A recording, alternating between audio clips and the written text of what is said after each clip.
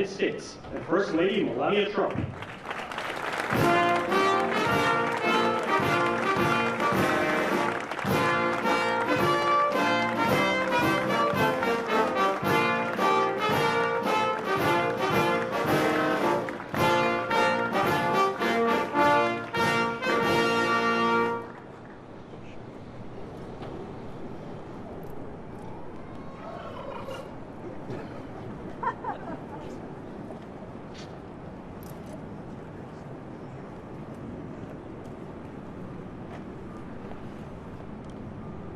Thank you very much, and I hope you like our new beautiful patio with matching stone to the White House. If this were grass today, you'd be sinking into the mud like they've done for many years. You would be very unhappy. Please, thank you very much.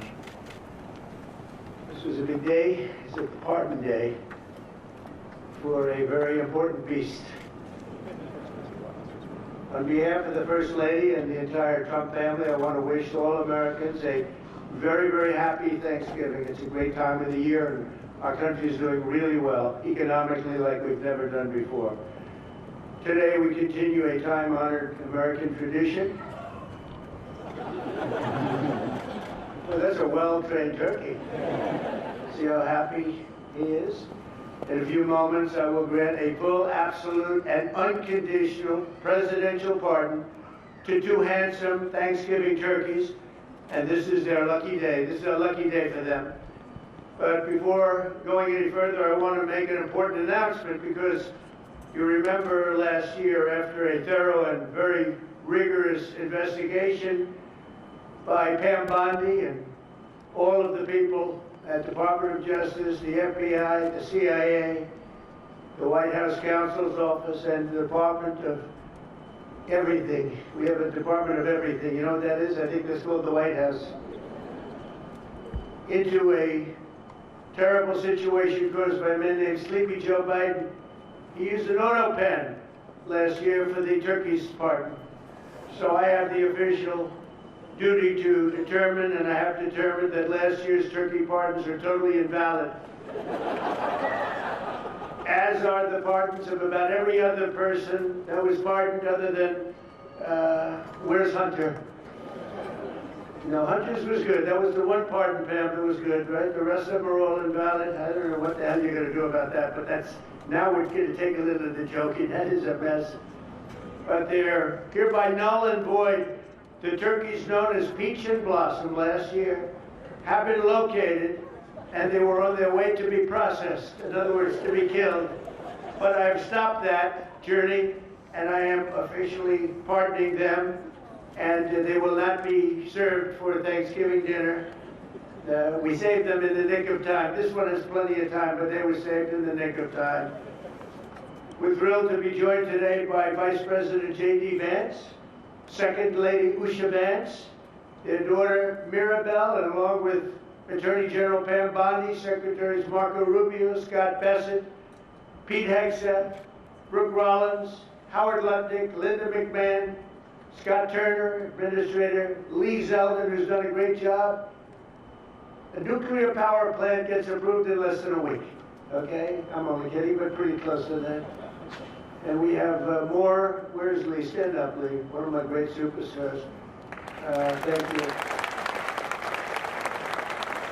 It used to take 20 years before you got rejected when you put in an application. Now we're doing them in a matter of weeks, right? And that's why we have the biggest plants anywhere in the world. We're leading in AI. We're leading in everything. Our auto plants are pouring back into our country. Where do you see the jobs coming with them?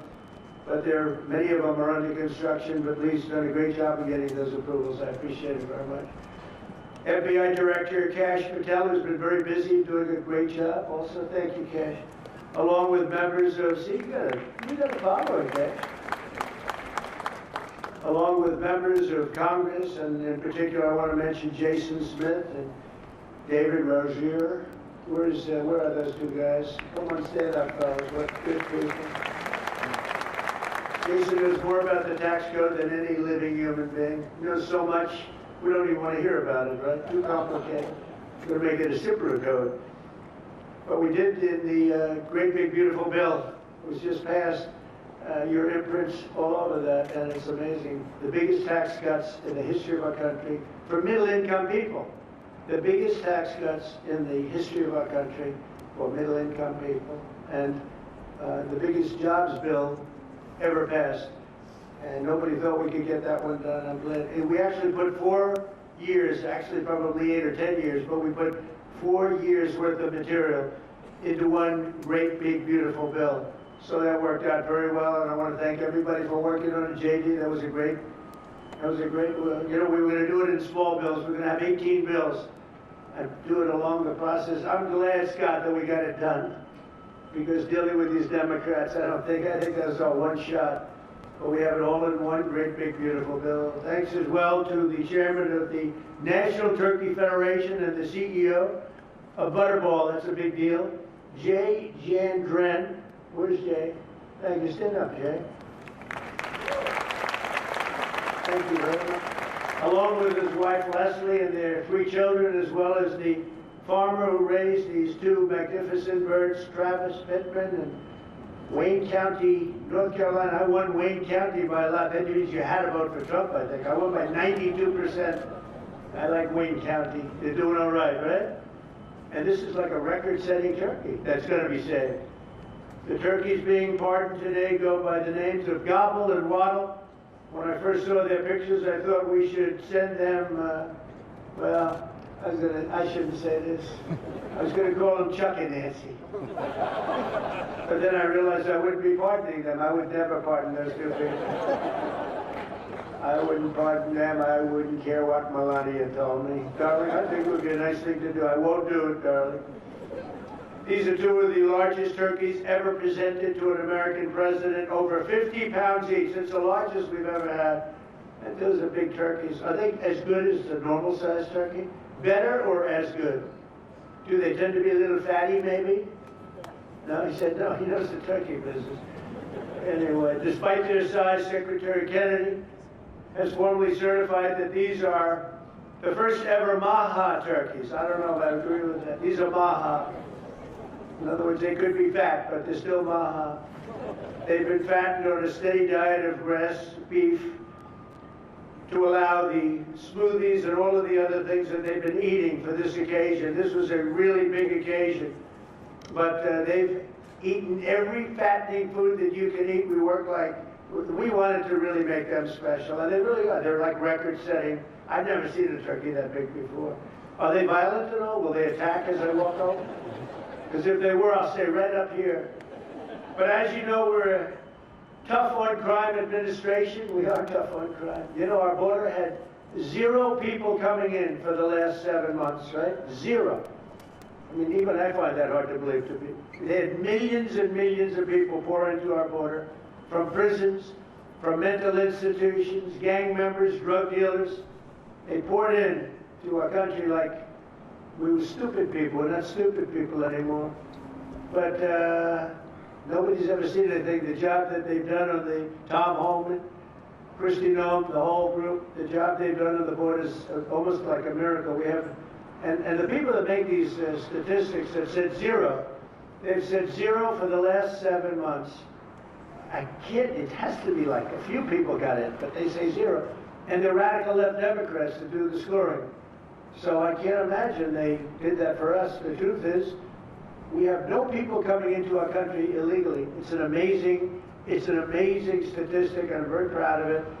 And we have the most people working in the United States today, by far, than we ever had in the history of our country. So those are all good numbers. But instead of pardon, some of my more enthusiastic staffers were already drafting the paperwork to ship Gobble and Waddle straight to the terrorist confinement center in El Salvador. And even those birds don't want to be there. You know what I mean? It was a tough. I'd like to thank the president of that country. They do a rather efficient job. It's going to be the largest prison in history. I've never seen anything like it. And a lot of people are behaving on our streets now. You know, Washington, D.C. is considered a safe zone. This was one of our most unsafe places anywhere in the United States. It is now considered a totally safe city. I won't tell you about murders. We're having murders, like a lot of murders. on a weekly basis. We haven't had a murder in 6 months. And it doesn't sound good even to say that we haven't had a murder in 6 months, but when you are averaging 1 and even sometimes 2 a week, and you haven't had 1 in 6 months, you can walk with your family down the middle of any street, go to a restaurant, you won't get in. They're opening new restaurants all over, and it's really been a beautiful thing to see. So Washington, D.C. is now a totally safe city, and a year ago it was a criminal mess. We removed, Pam, 1,700 people, career criminals, and people that came to this city from Venezuela and many other places. They were let out of prisons and they came here. There were Tren de Aragua, a lot of Tren de Aragua, that's from Venezuela. And we got them all the hell out of our country, or they're in prisons now. And you can walk down any street in Washington and you're going to be just fine. And I want to thank the National Guard. I want to thank Pete Hegseth. The job you've done here is incredible. And I hear you having the same kind of success in Memphis, Tennessee. We had an even worse situation. And Memphis crime is down 64% in 3 weeks. And by the time you have 4 or 5 weeks, you're going to have it down almost where there won't be crime. And we could do that in Chicago, by the way, if they would let us. If the mayor was a low IQ person, but he should understand this. This is a very serious thing. You saw all the crime that took place last night, the night before. The woman with the burning, they burned the woman. They'll be talking about that now. They burned this beautiful woman riding in a train. A man was arrested 72 times. 72 times, think of that. And they'll let him out again. The liberal judges will let him out again. But we're ready to go. You know, we've been moving toward Chicago. We have a governor that thinks it's wonderful that only like 7 people were killed this week. But we are moving toward doing it. We're going to, if crime gets, it's horrible what's happening in Chicago. We could make Chicago a safe city in a period of 4 weeks.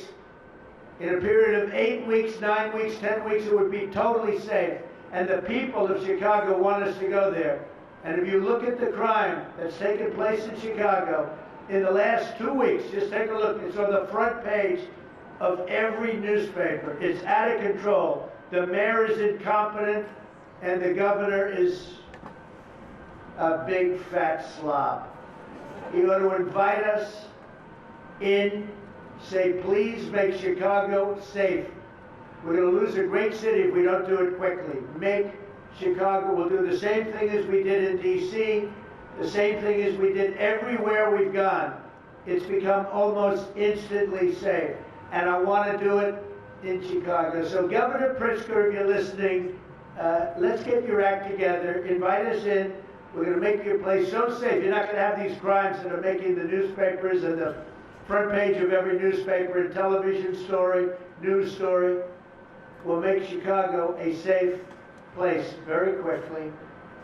I looked at the various cases, granting mercy, discovering that the terrible trauma that everyone's going through.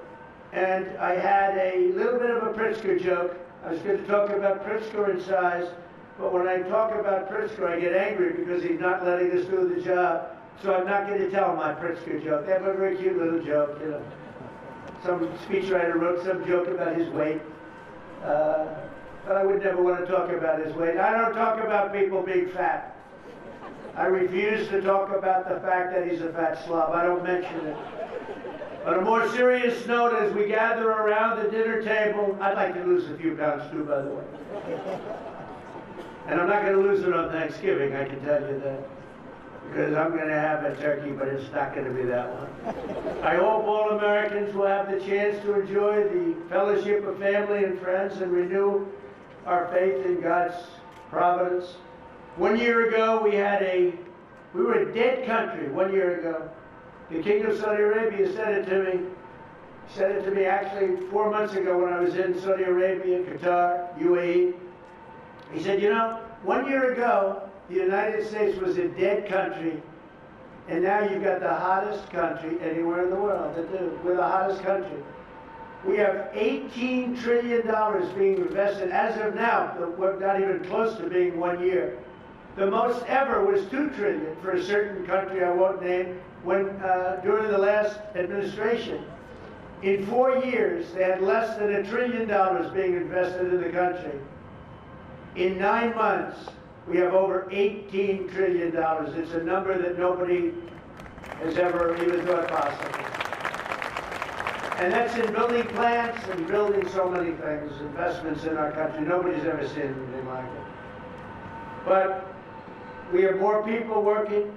We have more people praying.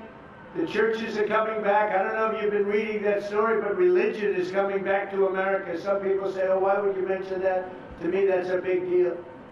And this Thanksgiving, we're also making incredible strides to make America affordable again. Walmart announced that the cost of their standard Thanksgiving meal is 25% lower than just 1 year ago. That's a big deal. According to the USDA, the price of Thanksgiving turkey is down 33% from its Biden-era highs. Potatoes are down 13%. Ham is down 15% compared to last Thanksgiving. So we are down to a level that we haven't seen in a long time. Egg prices are down 86% since March, and gasoline will soon be hovering around $2 a gallon. Under our leadership, we passed the largest tax cuts in history, the largest spending cuts in history, the largest regulation cuts in history, and we have fully secured our southern border. I've also ended 8 wars in 9 months, and we're working on that final war. It's not easy, but I don't know. I think we're going to get there. 25,000 soldiers, Ukraine, Russia. In the last month, 25,000 soldiers have died. So I think we're getting very close to a deal. We'll find out. I thought that one would have been gone quicker. We did 8. I thought that would have been an easier one, but I think we're making progress. In less than 1 year, we've accomplished more than most other administrations have accomplished in 8 years.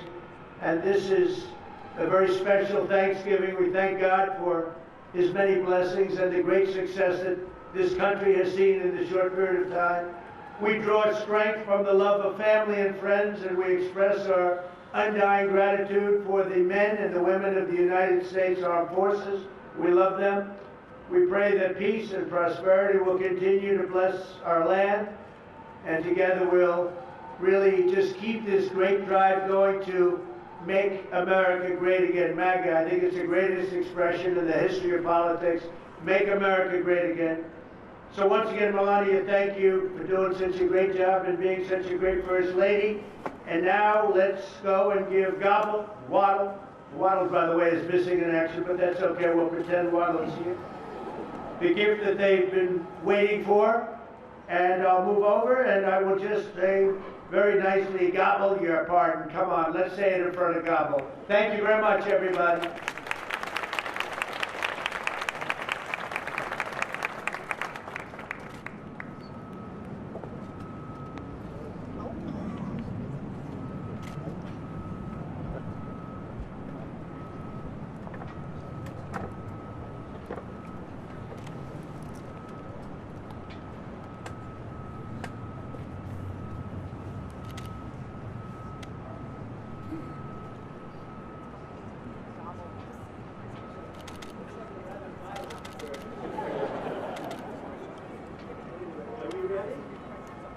Gobble, I just want to tell you that it's very important.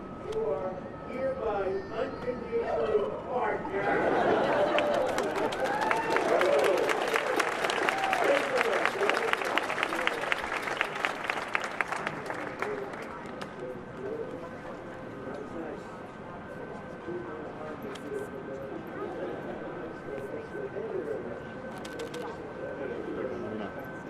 Thank you very much, everybody.